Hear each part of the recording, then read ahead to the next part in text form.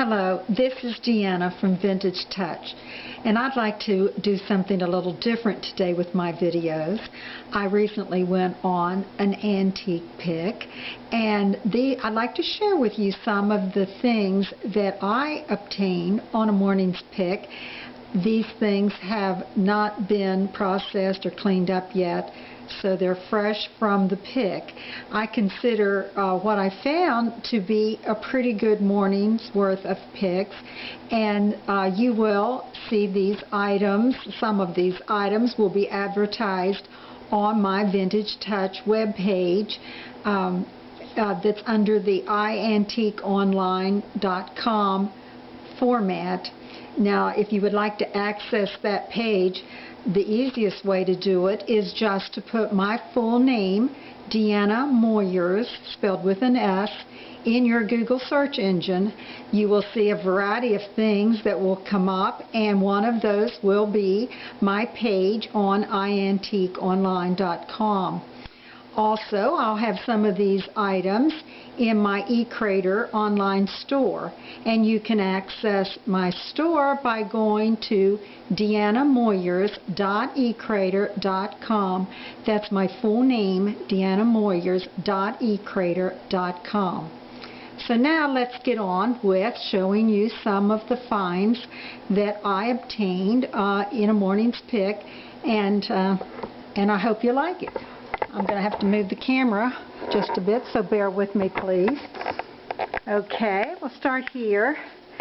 I got a very nice 19th century brown transferware gravy boat. Now, this piece does have some little cracks on the handle, but I placed some of these sepia tone photos in it, and as you can see, it will make an attractive piece to display things like that or other creative uses.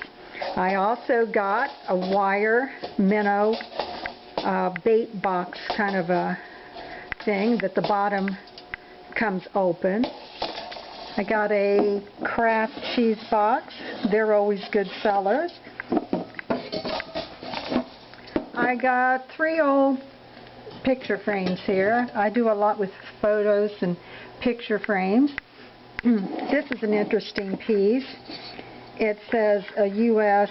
and it's got the year 1941 on it, and it looks like just a water dipper of some sort. I got a double-sided celluloid hand mirror. I got a nice old scale. Here's an interesting item. This comes complete in its own tin can, and it's a print scene or something like that, baking powder. That's really an interesting piece. I got a small mason jar. This is like the pint size, and it's kind of a shoulder jar. There's no shoulders on it, and so that's a little unusual. Here's a nice little photograph in a snap together case. This is really nice. An advertising piece here. This is a amber bottle. It's some kind of a peroxide bottle, and it had the little cork receiving top there. I got this old slide top box here. Now, this held some type of easy anti-borax compound or something like that. This is just a lampshade, the ribs of a lampshade, and I thought there would be some real creative thing that could be done with that. I got an old cone-shaped ice cream scoop from the 19th century, a 3-tine fork that's Civil War era. I got a metal cart there with spoke wheels, and of course it's not attached to anything, but these items are great display pieces when you can figure out something that you can do to prop it up, and you could fill it with small animals or something like that. I got an old wooden top.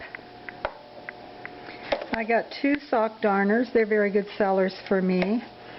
I got an old orange hose sprayer nozzle. There's a little doll undershirt, which is cute for bears and things like that.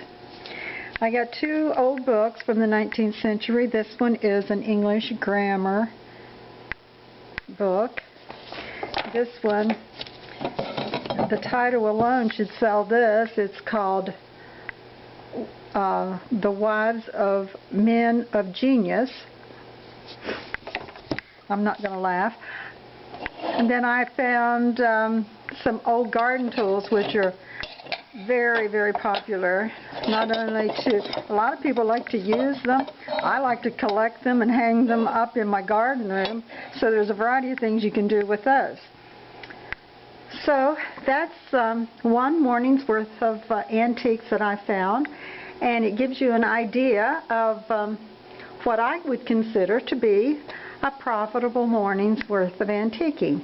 And I hope you enjoyed it, and I hope you've learned some things, and I hope you'll check my web page and my online store. Thank you for watching.